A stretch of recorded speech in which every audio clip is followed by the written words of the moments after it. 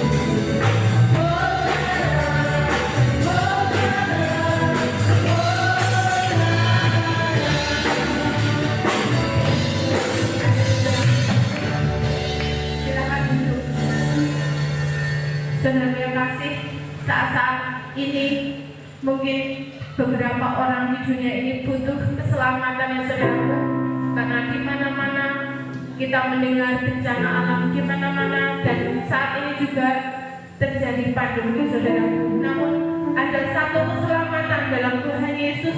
Tuhan Yesus sanggup memberikan keselamatan baik di dunia ini dan di akhirat nanti. Saya sambung dengan pujian monggo sami dari Gusti.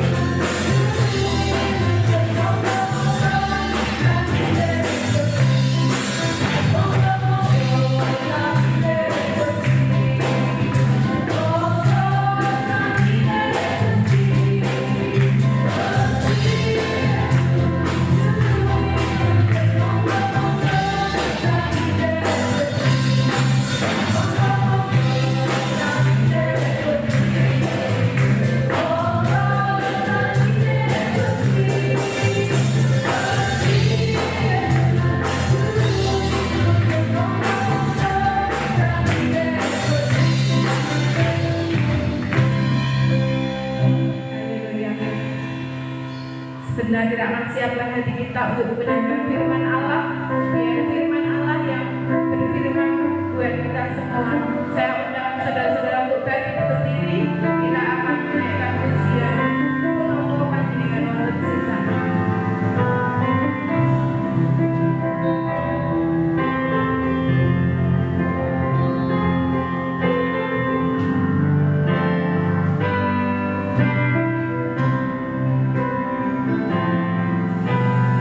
Oh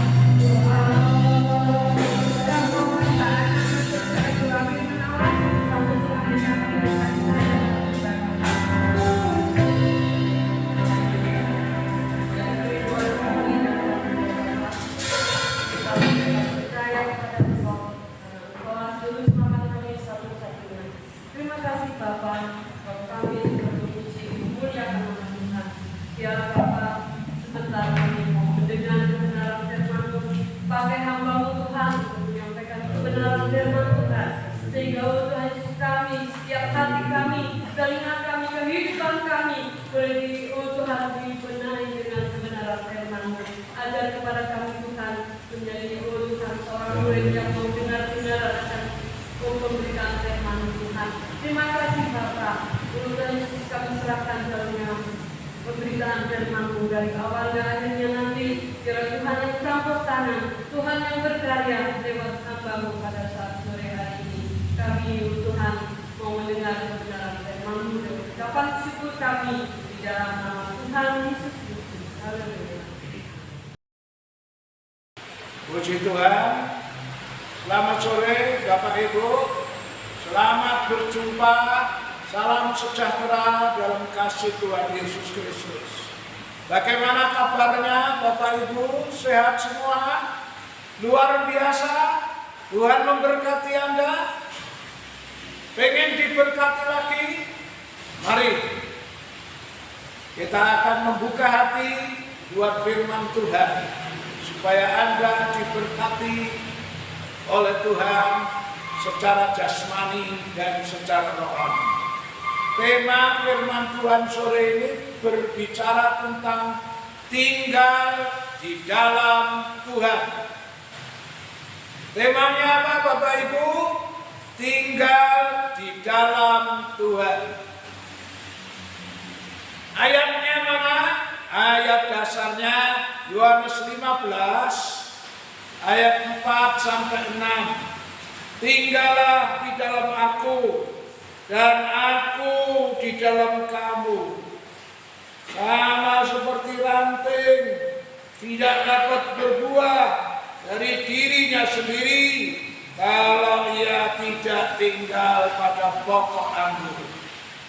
Demikian juga kamu tidak berbuah jika kamu tidak tinggal dalam aku. Akulah pokok anggur dan kamulah ranting-rantingnya. Barang siapa tinggal di dalam aku dan aku di dalam dia, ia berbuah banyak. Sebab di luar aku kamu tidak dapat berbuat apa-apa. Barang siapa tidak tinggal di dalam aku, ia dibuang keluar seperti ranting dan menjadi kering, kemudian dikumpulkan orang dan dicampakkan ke dalam api, lalu dibakar. Ya, firman Tuhan mengajak kepada kita supaya kita selalu tinggal di dalam Tuhan. Mengapa Tuhan mengajak kita tinggal di dalam Tuhan? Ini semua adalah demi keselamatan, keuntungan saudara sendiri. Ada banyak keuntungan serta berkat yang Tuhan sediakan bagi orang yang tinggal di dalam Dia. Yang pertama, ketika kita tinggal di dalam Tuhan, kita mendapat jaminan keamanan. Berkatnya apa saudara bagi orang yang tinggal di dalam Tuhan? Pertama adalah jaminan keamanan. Di Matius pasal 21 ayat 23. Matius 21 ayat 23. Firman Tuhan berbunyi demikian. Lalu Yesus masuk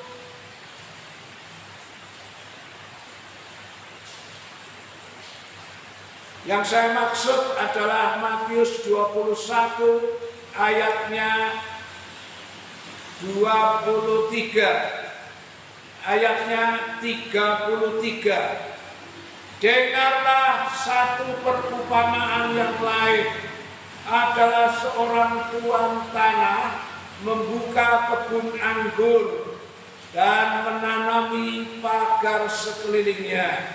Ia menggali lubang dan tempat pemerasan anggur dan mendirikan menara jaga. Matius 21 ini tentang perumpamaan tentang penggarap kebun anggur. Pohon anggur dalam Alkitab itu di Matius 21 ini yang dimaksud di sini adalah bangsa Israel atau umatnya Tuhan. Termasuk saudara dan saya itu umatnya Tuhan. Tuan tanah yang memiliki kebun anggur itu adalah Tuhan Yesus sendiri. Seorang petani kebun anggur ini adalah gambaran dari Tuhan sendiri. Dia membuka satu kebun anggur, menanami anggur yang baik. Itulah gambaran dari umat orang percaya. Dan setelah itu diberi pagar keliling. Dan tidak hanya pagar keliling, tetapi didirikannya menara penjaga. Apa tujuannya pagar keliling? Apa tujuannya menara penjaga? Adalah untuk menjaga keamanan, supaya kebun anggur ini tidak dimasuki oleh orang-orang jahat, tidak dirusak oleh binatang-binatang buas. Menara jaga ini juga berbicara tentang perlindungan dari Tuhan yang menjaga kehidupan anak-anak Tuhan yang tinggal di dalam Tuhan. Tinggal dalam kebun anggur berarti gambaran dari orang Kristen yang tinggal dalam Tuhan. Dipagari, malaikat-malaikat memagari. Ya, seperti yang tertulis di Mazmur 34 ayat 8, malaikat Tuhan berpasukan mengelilingi kehidupan orang yang takut akan Tuhan. Jadi, keuntungan berkat yang diterima oleh orang yang tinggal dalam Tuhan adalah dijamin kepastian keamanannya. Sama halnya bangsa Israel ketika bangsa Israel tinggal di Mesir. Saudara tahu ketika bangsa Israel tinggal di Mesir, sebelum Israel dilepaskan dari Mesir untuk pergi ke tanah perjanjian, untuk menegur dan mengingatkan orang Mesir dan Firaun, Allah mendatangkan 10 tulah. Mulai dari air menjadi darah, katak, tumau, hujan batu, dan yang lain-lain, sampai terakhir kematian anak sulung dari orang-orang Mesir. Dan saya melihat, saudara, bahwa rumah tangga orang Israel yang di dalamnya ada tanda darah itu selamat dari semua bencana. Keluaran pasal 12. Keluaran pasal 12. Dicatat di situ. Keluaran pasalnya yang ke-12.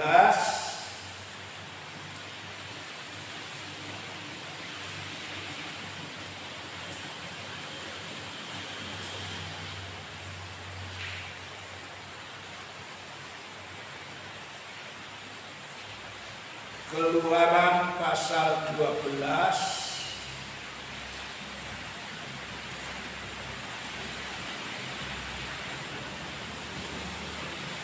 ayatnya mulai ayat 12. Sebab pada malam itu aku akan menjalani tanah Mesir, dan semua anak sulung dari anak manusia sampai anak binatang akan bunuh, dan kepada semua Allah di Mesir akan kujatuhkan hukuman. Akulah Tuhan. Dan darah itu menjadi tanda bagimu pada rumah-rumah di mana kamu tinggal. Apabila aku melihat darah itu, maka aku akan lewat daripada kamu. Jadi tidak akan ada tulah kemusnahan di tengah-tengah kamu apabila aku menghukum tanah Mesir. Ya, istimewa pada tulah yang ke-10, kematian anak sulung dari orang-orang Mesir.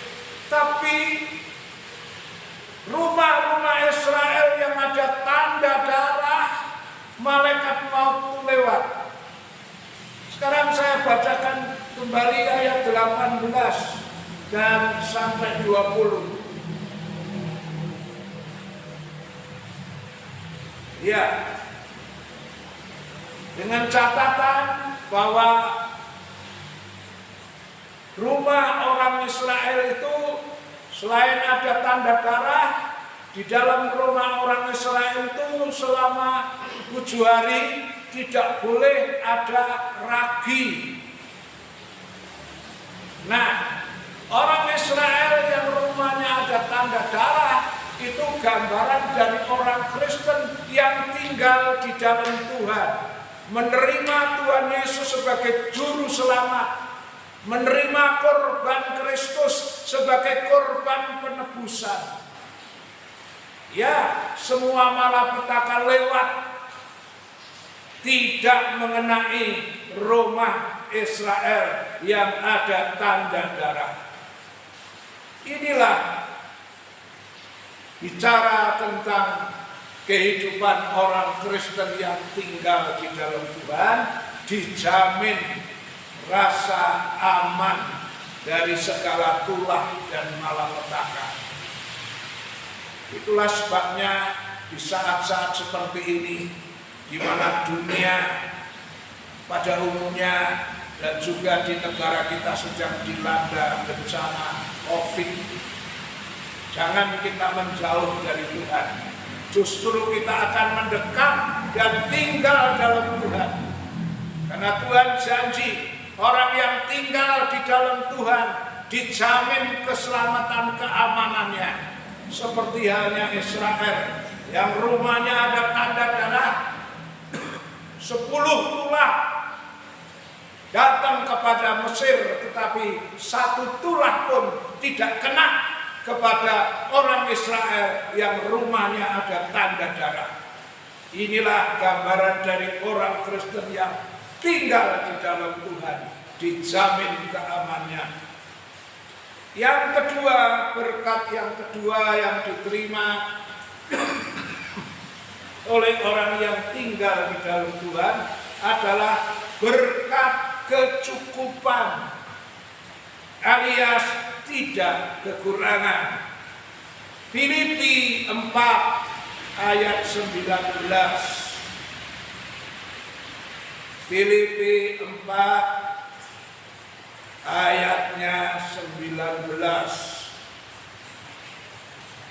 Allahku akan memenuhi segala keperluanmu menurut kekayaan dan kemuliaannya dalam Kristus Yesus.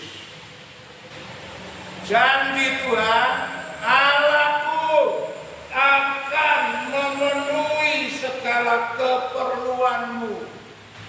Saudara perlu apa sore hari ini? Yang sakit perlu kesembuhan.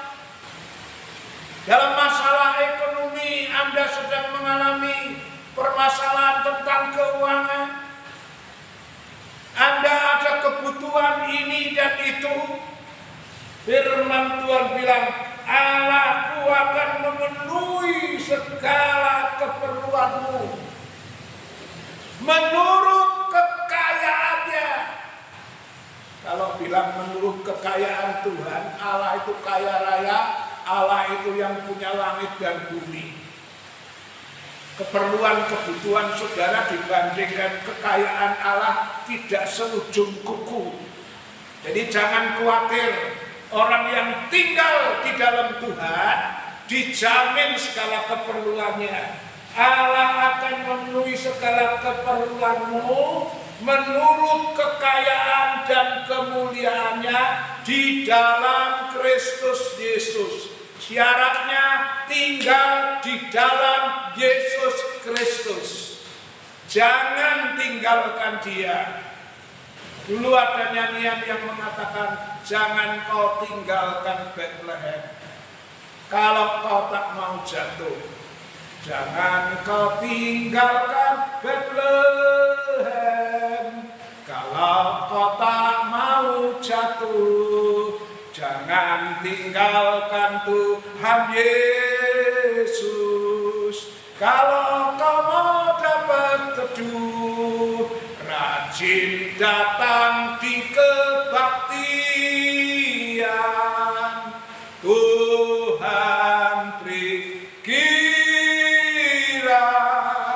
upahmu besar di surga, kekal selamanya. Tinggal dalam Tuhan, sama juga jangan meninggalkan jam-jam kebaktian. Jangan meninggalkan Bethlehem. Apa artinya Bethlehem? Rumah roti. Gereja ini Bethlehem. Gereja ini rumah roti. Jangan tinggalkan perhimpunan bersama. Ingat pelajaran yang telah dialami oleh keluarga Elimelek. Hanya karena masalah ekonomi, mengejar kecukupan secara ekonomi, dia tinggalkan Bethlehem. Apa yang terjadi? Kematian, dan kematian. Jangan hanya karena alasan ekonomi, jangan hanya alasan karena COVID, lalu kita meninggalkan jam-jam ibadah. Ingat saudara, yang memberi hidup itu adalah Tuhan. Ya, orang yang tinggal dalam Tuhan dijamin keamanannya. Orang yang tinggal dalam Tuhan dijamin segala keperluannya. Saya ingat satu ayat yang diucapkan oleh seorang bapak yang bijaksana kepada anaknya, yaitu Lukas 15:31. Kata ayahnya kepadanya, anakku, engkau selalu bersama-sama dengan aku. Inilah gambaran orang Kristen yang setia beribadah, yang tinggal dalam Tuhan. Ya anak-anakku, engkau selalu bersama dengan aku. Dan apa kata firman Tuhan? Dan segala kepunyaanku adalah kepunyaanmu. Selama kita tinggal di dalam Tuhan, jangan khawatir soal kebutuhan. Bapa mengatakan, anakku, kalau engkau tinggal bersama dengan aku, bapaknya mengatakan, kepunyaanku adalah kepunyaanmu. Ya, ini jaminannya. Kekayaan surga milik daripada Tuhan adalah milik dari orang percaya yang serius dan tinggal di dalam Tuhan. Coba saja kita lihat itu. Si bungsu awalnya tinggal bersama dengan bapaknya dalam rumah bapak. Tapi ketika si bungsu meninggalkan rumah bapaknya, apa yang terjadi? Lukas 15 mulai ayat 11, Yesus berkata lagi, ada seorang mempunyai 2 anak laki-laki. Katanya yang bungsu kepada ayahnya, Bapa, berikan kepadaku bagian harta milik kita yang menjadi hakku. Lalu ayahnya membagi-bagikan harta kekayaannya itu di antara mereka. Beberapa hari kemudian anak bungsu itu menjual seluruh bagiannya itu, lalu pergi ke negeri yang jauh. Di sana ia memboroskan harta miliknya dengan hidup berfoya-foya. Setelah dihabiskan semuanya, timbullah bencana kelaparan di dalam negeri itu, dan ia pun mulai melarat. Lalu ia pergi dan bekerja pada seorang majikan di negeri itu. Orang itu menyuruh teladang menjaga babinya. Lalu ia ingin mengisi perutnya dengan ampas yang menjadi makanan babi itu, tetapi tidak seorang pun yang memberikannya kepadanya. Lalu ia menyadari keadaannya, lalu katanya, betapa banyaknya orang upahan bapakku yang berlimpah-limpah makanannya, tapi aku di sini mati kelaparan. Si bungsu semula ketika dia bersama dengan bapaknya tidak pernah mengalami itu kekurangan, karena bapaknya kaya raya. Begitu dia meninggalkan bapaknya di negeri orang, dia hampir mati karena kelaparan. Jadi orang yang tinggal di dalam Tuhan, setia kepada Tuhan, dijamin segala kebutuhannya. Yang ketiga, berkat yang diterima oleh orang yang tinggal di dalam dia adalah dijamin menjadi berhasil dalam segala perkara. Kembali kepada Yohanes 15 tadi. Yohanes pasal 15 ayat 4 sampai 6. Tinggallah di dalam aku dan aku di dalam kamu, sama seperti ranting tidak dapat berbuah dari dirinya sendiri kalau ia tidak tinggal pada pokok anggur. Demikian juga kamu tidak berbuah jikalau kamu tidak tinggal dalam aku. Akulah pokok anggur dan kamu ranting-rantingnya.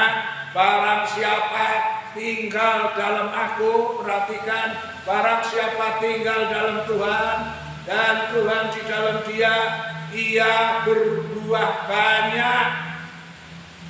Sebab di luar aku kamu tidak dapat berbuat apa-apa. Barang siapa tinggal di dalam aku, barang siapa tidak tinggal di dalam aku, ia dibuang keluar seperti ranting dan menjadi kering, kemudian dikumpulkan orang dan dicampakkan ke dalam api lalu dibakar. Ya, orang yang tinggal di dalam Tuhan diumpamakan seperti ranting yang melekat pada pokoknya. Tiap hari, tiap saat dia mendapat suplai makanan dari pokoknya dan menyebabkan ranting itu berbuah lebat. Ranting yang berbuah lebat itu gambaran dari kehidupan yang berhasil. Sekali lagi, ranting yang berbuah lebat gambaran dari kehidupan yang berhasil. Kenapa? Karena pohon buah kalau tidak berbuah itu namanya pohon yang tidak berhasil. Ranting dari pohon buah kalau tidak ada buahnya berarti ranting itu ranting yang tidak berhasil. Ranting atau pohon buah yang mengeluarkan buah itu gambaran dari kehidupan yang berhasil. Itulah sebabnya ketika Tuhan meninjau di satu kebun, ada pohon ara yang sudah ditunggu 3 tahun tidak ada buahnya. Apa kata Tuhan? Apa kata pemilik kebun itu? Tebang saja, karena dia hanya menyempitkan tanah, tidak ada gunanya. Coba kita lihat itu. Lukas pasal 13. ayatnya 6 dan 7. Yesus mengatakan perumpamaan ini, seorang mempunyai pohon ara yang tumbuh di kebun anggurnya, dan ia datang untuk mencari buah pada pohon itu, tetapi ia tidak menemukannya. Lalu ia berkata kepada penunggu kebun anggur, sudah 3 tahun aku datang mencari buah pada pohon ara ini, dan aku tidak menemukan. Tebanglah pohon ini. Untuk apa ia hidup di tanah itu dengan percuma? Pemilik kebun marah. Kenapa ini tinggal di kebunku? 3 tahun dirawat baik-baik, tidak berbuah. Tebang saja, tidak ada gunanya. Pohon yang berbuah itu gambaran dari kehidupan yang berhasil. Sebaliknya pohon yang tidak berbuah itu gambaran kehidupan yang tidak berhasil. Ya, akhirnya diputuskan, buat apa dia hidup dengan percuma? Tebang saja. Ya, tapi ranting yang melekat pada pokoknya gambaran orang yang tinggal dalam dia, yang bisa mengeluarkan buah yang lebat. Itu menggambarkan kehidupan yang berhasil, kehidupan yang diberkati. Di kitab 2 Tawari 26 ayat 4 dan 5 saya baca tentang kehidupan usia. Ya, 2 Tawari 26 ayat 4 dan 5, ia melakukan apa yang benar di mata Tuhan seperti yang dilakukan Amasya ayahnya. Ia mencari Allah selama hidup Zakaria, yang mengajarnya supaya takut akan Allah. Dan selama ia mencari Tuhan, selama usia tinggal dalam Tuhan, mencari Tuhan, melakukan perkara-perkara yang benar di mata Tuhan, maka Allah membuat segala usahanya berhasil. Jadi jaminan yang ketiga bagi orang yang tinggal di dalam Tuhan, Tuhan membuat segala usahanya berhasil. Seperti hanya dialami usia, walaupun umur 16 tahun dipaksa harus jadi raja, tidak punya pengalaman apa-apa, tapi karena dia tinggal di dalam Tuhan, dia selalu mencari Tuhan, dia selalu menurut kebenaran firman, maka Tuhan membuatnya menjadi berhasil.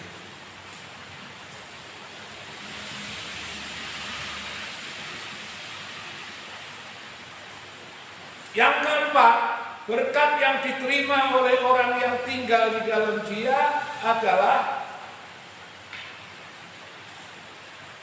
dia akan menjadi orang Kristen yang kuat, cakap menghadapi persoalan, pencobaan dan masalah apapun. Filipi 4:13. Orang yang tinggal dalam Tuhan, dia jadi Kristen yang kuat, yang cakap menghadapi semua hal. Filipi 4 ayat 13. Segala perkara dapat kutanggung di dalam Dia yang memberi kekuatan kepadaku. Paulus cakap kuat menghadapi semua karena tinggal di dalam Dia yang memberi kekuatan. Orang Kristen yang tinggal di dalam Tuhan, dia akan menjadi Kristen yang kuat, cakap menghadapi semua hal, tangguh, tidak pernah menyerah dalam menghadapi masalah selama dia tinggal di dalam Tuhan. Kenapa? Karena ketika seseorang tinggal di dalam Tuhan, ya, ketika ada masalah apa yang datang, bukan dia yang melawan. Tuhan akan berperan ganti orang yang tinggal di dalam Tuhan.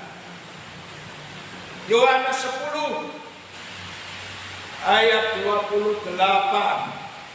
Yohanes 10 ayatnya 28. Dan aku memberikan hidup yang kekal kepada mereka, dan mereka pasti tidak akan binasa sampai selama-lamanya, dan seorang pun tidak akan merebut mereka dari tanganku. Ya, seorang tinggal dalam Tuhan itu berarti tinggal dalam genggaman tangan Tuhan. Tidak ada seorang pun dapat merebut dia dari dalam tangannya Tuhan. Ya, jadi ketika ada masalah persoalan apapun, Tuhan yang berperang ganti mereka. Inilah keuntungan orang yang tinggal dalam Tuhan. Yang kelima, yang terakhir, orang yang tinggal dalam Tuhan, jaminan berkatnya apa? Adalah jaminan kepastian selamat. Ya, tinggal dalam Tuhan ada jaminan kepastian selamat. 1 Tesalonika 4.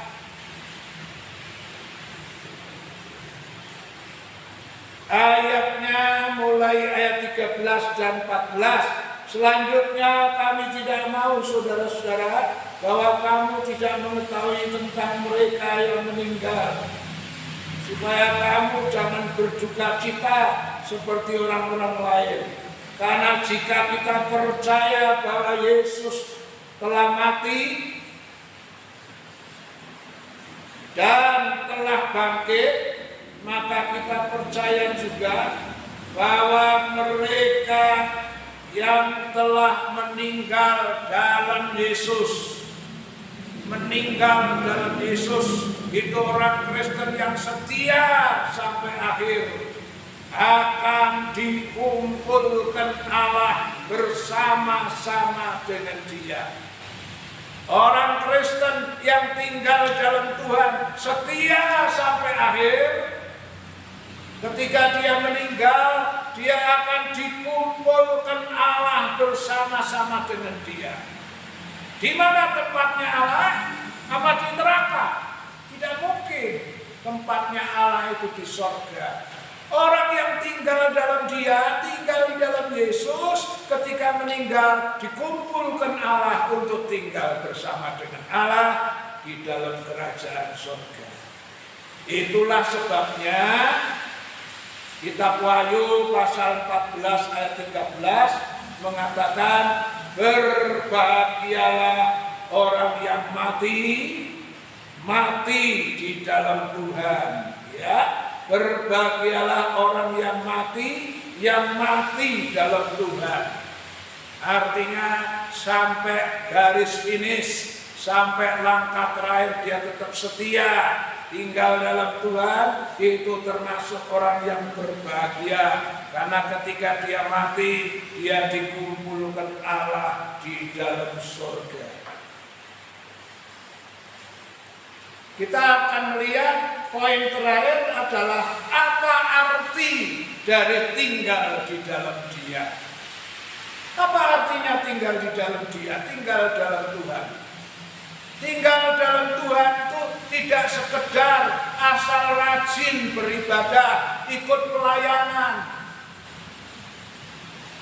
Tapi tinggal dalam Tuhan itu artinya selain kita rajin beribadah, kita memakai talenta kita untuk melayani Tuhan, jangan lupa orang yang tinggal dalam Tuhan, dia adalah orang-orang yang selalu taat dan menurut firman Tuhan.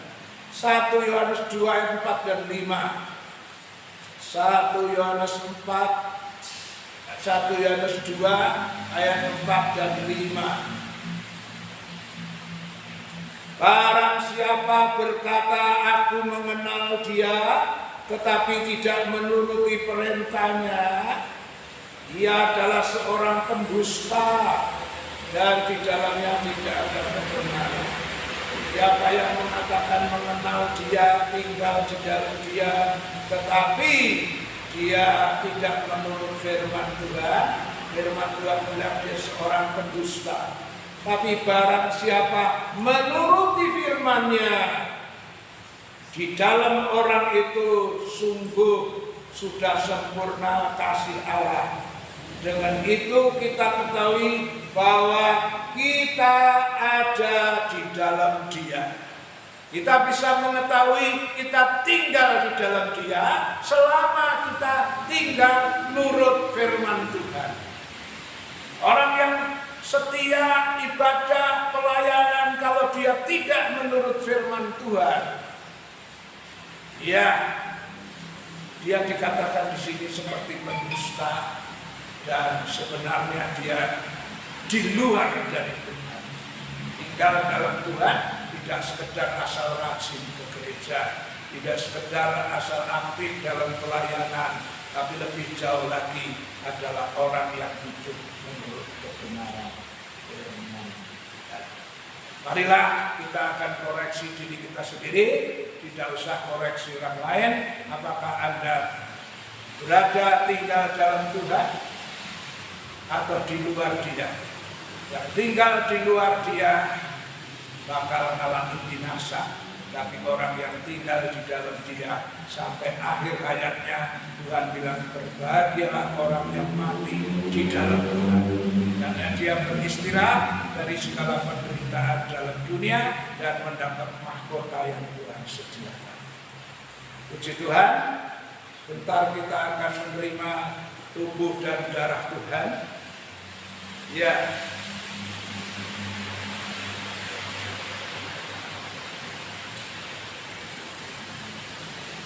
saya akan bacakan ayat untuk perjamuan kudus.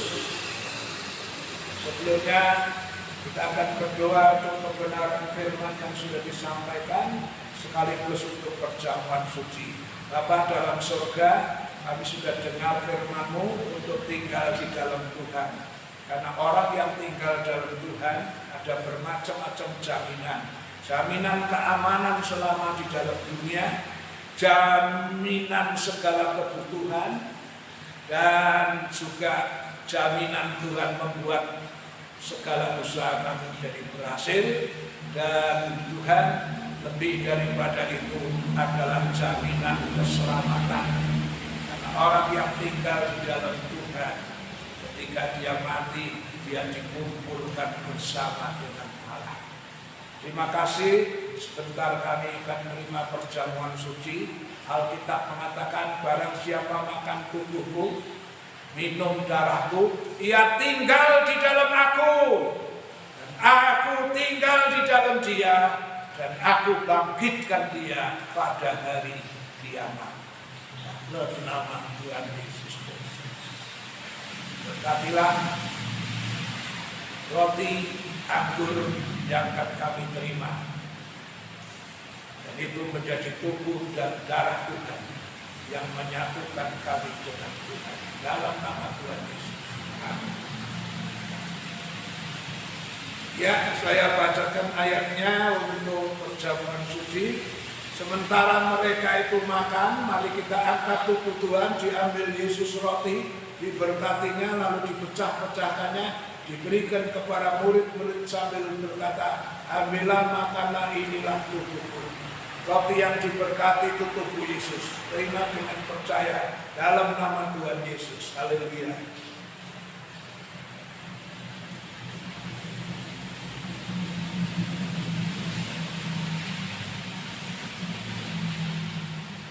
Ya, yang kedua adalah cawan minuman. Lalu diangkatnya cawan minuman, diucapkannya syukur serta diberikan kepada mereka sambil berkata, minumlah kamu sekalian dari cawan itu, karena inilah darahku, yaitu darah perjanjian baru yang ditumpahkan karena orang banyak dalam keampunan dosa. Darah Yesus dalam keampunan dosa. Karena itu sebelum kau minum darah Yesus, hening sejenak, akui dosamu, minta ampun dan bertobat, supaya darahnya menyucikan kita dari segala dosa. Dalam nama Tuhan Yesus Kristus. Terima kasih Bapa untuk tubuh dan darah-Mu, supaya kami menjadi satu dengan Engkau. Lewat kami makan dan minum tubuh dan darah Tuhan, kami tinggal dalam Tuhan, dan Tuhan tinggal di dalam kami. Jaminannya adalah dibangkitkan pada hari kiamat untuk tinggal bersama dengan Allah di dalam kerajaan surga. Terima kasih. Haleluya. Amin. Shalom, shalom, damai Allah turun ke atasmu sekarang. Shalom, shalom, damai Allah sekarang dan selamanya. Seperti sungai mengalir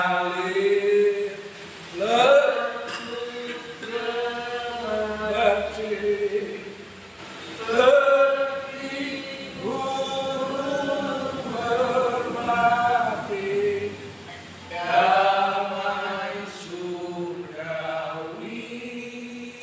Shalom, shalom, diberkatilah kau selalu. Berkat atas nama Bapa, Anak, Roh. Saudara yang dikasihi Tuhan, marilah kita pulang bawa berkat Tuhan. Yang sakit disembuhkan, yang lemah dikuatkan, yang punya masalah apapun pulang dengan kemenangan dan pertolongan Tuhan. Berkati setiap usaha anak-anakmu, tani, ternak, dagang, wira swasta, kerja apa yang halal diberkati. Yang masih nganggur butuh kerjaan, buka jalan, beri lowongan kerjaan terbaik, anak sekolah, kuliah, kasih hikmat kepintaran. Tuhan membuat yang dari berhasil punya masa depan yang baik. Terima kasih Tuhan, terima kasih. Terima kasih Tuhan, bahwa kami lebih dekat kepadamu, supaya kami tetap tinggal bersama Yesus. Karena ada banyak jaminan orang yang tinggal dalam Tuhan, satu kali ketika kami mati, dikumpulkan bersama Allah di dalam kerajaan surga. Ulanglah, bawalah berkat dari Allah Bapa, kasih sayang dari Tuhan Yesus, persekutuan Allah Roh Kudus menyertai saudara dan saya saat ini sampai Maranatha, Tuhan Yesus datang kembali. Haleluya. Amin. Tuhan memberkati.